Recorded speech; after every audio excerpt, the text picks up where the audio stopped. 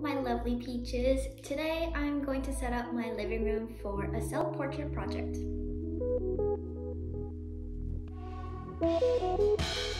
I started taking photography at Mount Allison University, and it has become a great alternative outlet to express my creativity, solely focusing on what I'm interested in and what I want to explore. Often when I'm designing for theater, I have to work within the limitations of the budget, space, and time, and my ultimate goal is to support the text and the vision of the director. Even in a true collaborative process, we still have to compromise, working towards the same goal as a collective, rather than working on what one person wants to explore. So I'm very happy to find this creative outlet where I have full control of what I want to create on my own. Today I'm working on my first class assignment, a self-portraiture, and want to share some ideas.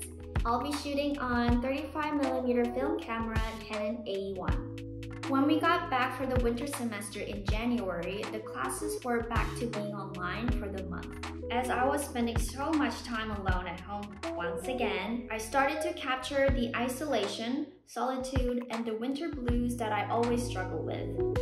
The prompt of this assignment is a transformation of space and myself. So I have decided to make a whimsical and fun living room fort to illustrate my effort to overcome the solitude by channeling the warmth from the summertime childhood memories. Welcome to my fort! I'm not a professional fort builder, but this will do for my project.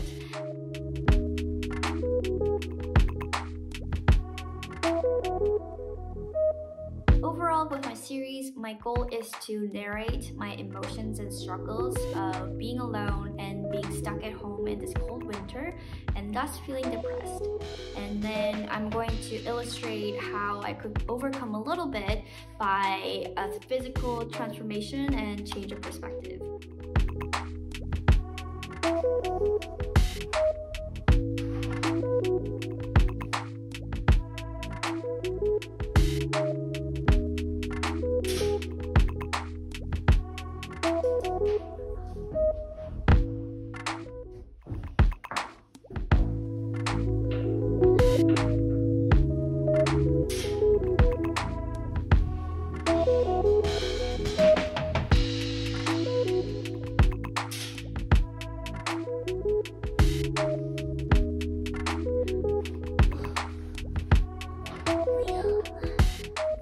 If you're also like me, feeling depressed from not being able to be outside or socialize with people, I would suggest doing the same thing.